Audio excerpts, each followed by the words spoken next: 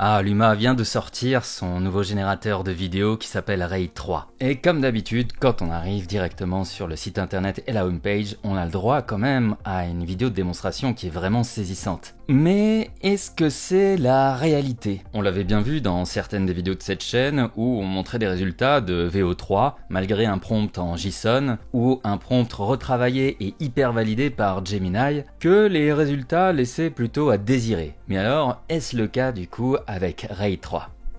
En voyant ces démonstrations, je me suis dit « Waouh, c'est incroyable !» Et comme d'habitude, le but de cette chaîne, c'est de vous apprendre des nouvelles choses, mais aussi de vous permettre de savoir quels outils sont intéressants à utiliser. Très attiré par ça, je me suis dit « Je vais commencer d'abord avec la version gratuite que vous pouvez utiliser pour générer des résultats qui ne sont pas forcément en HD, mais qui vous permettront d'essayer Ray 3. » Et franchement, les premiers résultats sont vraiment bluffants. Par exemple, ici, j'ai demandé de générer une vidéo qui va être dans un univers dieselpunk, qui est d'ailleurs un univers très intéressant si vous ne l'avez pas exploré. C'est comme si vous voulez un peu le steampunk, le future punk et ainsi de suite. Le dieselpunk va se concentrer un peu sur la période 1940, avec une poussée technologique plus avancée, plus sale, plus rouillée, comme vous pouvez le voir sur les écrans. Et là, on est sur une génération que j'ai faite, ça a été généré à peu près en 1 minute, et je lui ai envoyé un prompt bien détaillé, et on voit qu'il a très bien compris l'ensemble des éléments. Et ça, c'est un truc que j'apprécie vraiment avec Luma et ses modèles, c'est qu'on voit la méthode de raisonner, et on voit les éléments qui ont été mis en avant. Par exemple, ici, j'ai cité une inspiration de manière très explicite, puis les éléments qui sont importants, à savoir l'environnement, le paysage, quelle époque, comment, qu'est-ce qui se passe, et aussi quel style j'ai envie de donner. Curieux de voir ce que ça peut donner, j'ai continué à itérer et on peut voir là aussi un résultat qui coche absolument toutes les cases de ce que j'ai demandé. Alors je le rappelle, ici on est sur juste la version de test sur laquelle vous pouvez accéder, donc on n'est pas sur du contenu HD et bien entendu ce logo là disparaîtra. Voici un autre test aussi, j'avais envie d'avoir ce côté un peu maquette et toujours le respect de cette période où il n'y a pas énormément de documentation, donc c'est intéressant de voir comment il l'a interprété. Soit dit en passant, le modèle a un peu mal raisonné ici parce qu'il a mis des canons juste devant un bâtiment. Mais en soi, ce n'est vraiment pas grave. Celui-ci est vraiment super propre et impressionnant. Des scènes d'ensemble, c'est quelque chose d'assez simple à faire pour une intelligence artificielle. Mais quand vous allez mettre de l'action, vous allez très vite vous retrouver avec un bras qui va se plier, une jambe qui va mal tourner et aussi avoir une action qui est plutôt molle. Et on peut retrouver ce genre de soucis dans pas mal de modèles, notamment chez Kling AI. Par exemple, ici où je me suis transformé en ce personnage, on voit que les mouvements là sont ok,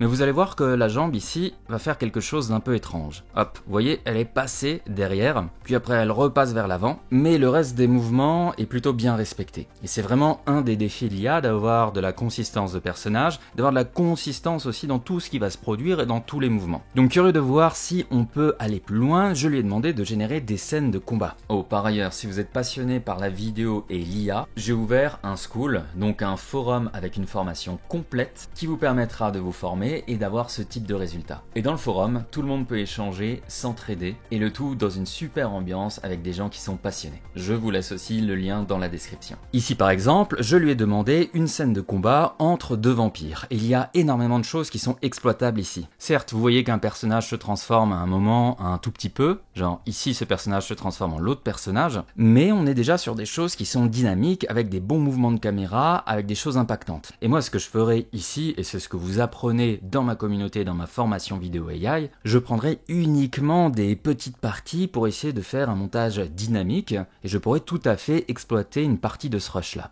Ensuite, je lui ai demandé de générer une animation en 2D, ce qui n'a été absolument pas le cas de cette partie ici. D'ailleurs, le résultat est un tout petit peu étrange.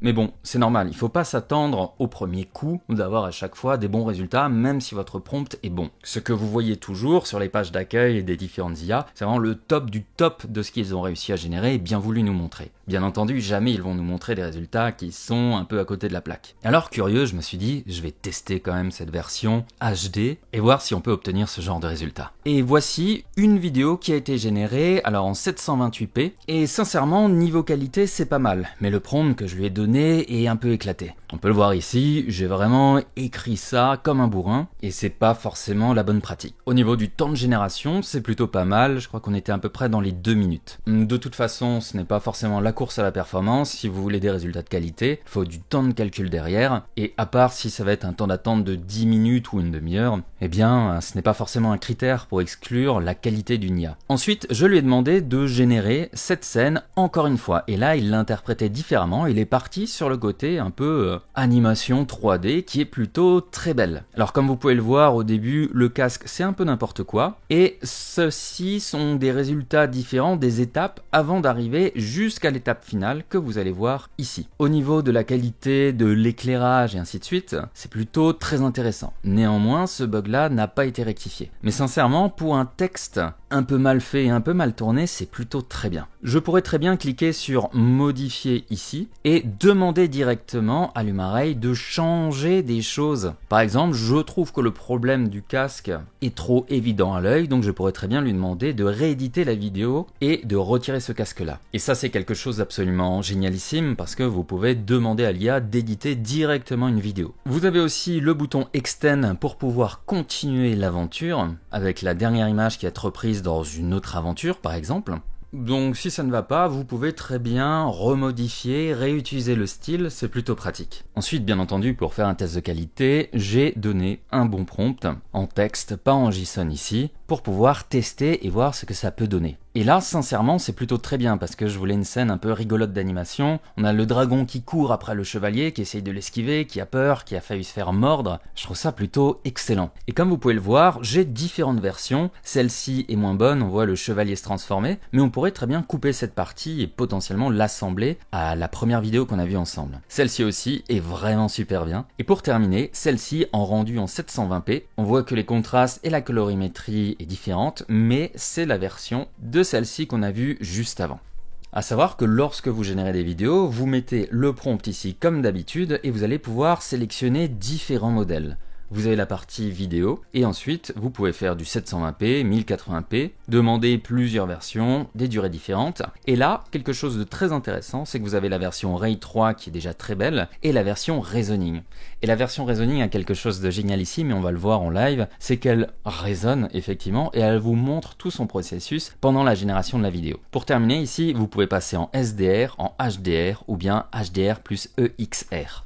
Si vous voulez, c'est ce qu'on appelle la plage de dynamique et elle va être différente en fonction de vos choix ici. En gros, le SDR, c'est ce que vous allez retrouver principalement, par exemple, sur la majorité des vidéos YouTube. Et vous avez une plage dynamique qui est définie. C'est-à-dire que les zones qui sont très sombres, par exemple, et les zones qui sont très lumineuses sont énormément compressées, tout simplement pour tenir la norme. Du coup, on va perdre des détails sur les zones très sombres et les zones très claires, mais on n'a pas de problème de déformation, ça s'affiche très bien partout. Le HDR, c'est le niveau au-dessus où vous allez élargir la plage et vous allez pouvoir voir plus de détails dans les zones très éclairées, plus de détails dans les zones très sombres. Et ça permet d'avoir un rendu qui est beaucoup plus réaliste et précis et c'est assez proche de ce que nous, on perçoit dans la réalité. Donc quand vous allez voir du SDR, vous allez sentir que c'est du faux. Mais quand vous allez avoir du HDR, vous allez vous dire ok, ça ressemble à quelque chose qui pourrait exister dans la réalité. Mais si on exporte une vidéo par exemple que en HDR et que l'écran n'est pas compatible, vous risquez d'avoir l'impression d'avoir des couleurs un peu bizarres, genre délavées ou trop contrastées. Et ensuite quand on parle de HDR plus EXR, donc vous avez le HDR d'avant et vous avez ensuite le EXR qui permet d'avoir énormément de plages de profondeur. Et en gros ça vous permet dans des zones très sombres ou très lumineuses, quand vous travaillez votre image, de faire ressortir certains détails qui n'ont absolument pas été perdus. Et ça vous génère des poids de vidéo en tout cas super lourds. Et ça c'est ce qui fait la différence si vous voulez vraiment travailler une image de qualité. Vous pouvez très bien le faire en HDR, il n'y a pas de souci, mais le XR vous apportera en tout cas encore plus de finesse. Bon, ça c'était les détails. J'ai continué encore et comme vous pouvez le voir ici, les résultats sont vraiment sympas. Je me suis aussi demandé après, dans des vidéos réelles, est-ce qu'ils arriveraient à intégrer de l'émotion. Donc j'ai généré ce prompt qui permet de faire deux personnes âgées qui savent qu'elles vont se séparer. Donc une zone avec de l'émotion. Et franchement, les résultats sont vraiment sympas. Comme on peut le voir ici, on sent qu'il y a de la tendresse entre les deux personnes. On voit une larme, bon elle disparaît après. Ici dans l'œil, on voit que la personne est bouleversée. J'ai réitéré du coup plusieurs fois et à chaque fois les détails sont quand même assez saisissants. Je trouve que cette vidéo est quand même assez incroyable au niveau du détail de la peau, au niveau de la consistance des personnages qui bougent et qui se déplacent. Et on voit vraiment de la tristesse dans les yeux de cette personne ici. Et là vous voyez la différence avec un pur 1080p et là la version brouillon qui a été générée où c'est très lisse. Donc là franchement impressionnant, hyper impressionnant. Je vais vous montrer maintenant la méthode de raisonnement et je trouve ça vraiment sympa à voir. Pour ce faire, je vais générer une scène avec un alien qui va sortir de son ovni et avec un zoom caméra ensuite dans ses yeux. Vous allez sur cette partie là et vous allez prendre la version Ray 3 Reasoning. Ensuite vous choisissez la qualité 1080p et la plage de dynamique SDR par exemple et vous voyez là l'IA qui est en train de réfléchir et vous allez voir du coup les différentes étapes qui vont se développer sous nos yeux.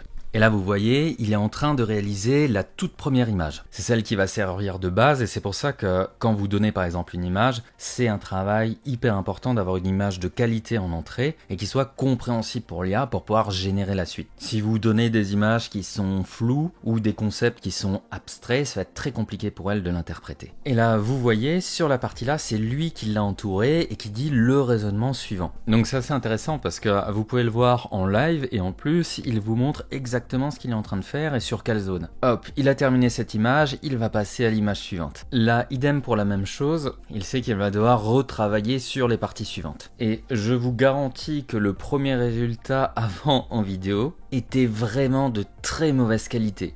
On avait l'alien qui descendait et puis après il y avait un zoom sur ses yeux qui n'était pas ses yeux, c'est encore le cas mais il va assurément le rectifier. Donc vous voyez c'est quand même super intéressant de voir comment une IA raisonne et donner à une IA vidéo la capacité de raisonnement, ça lui permet de trouver tout ce qui est illogique ou tout ce qui ne serait pas forcément très beau et très bien à montrer. Il va même mettre par exemple des petites annotations ici. Et là on voit même qu'il commence à avoir une sorte de visage qui apparaît. Et voilà du coup je pense qu'il y a pas mal de choses à faire d'un point de vue génération vidéo, quand même avec des vidéos de grande qualité et on n'est pas loin d'obtenir les mêmes promesses qu'on peut voir sur la page d'accueil. Du coup vous, qu'est-ce que vous préférez? Est-ce que vous préférez LumaRay 3 ou bien est-ce que vous préférez d'autres générateurs de vidéos? C'est lequel que vous utilisez en ce moment? En attendant du coup la prochaine vidéo, prenez soin de vous et de vos projets. Ciao!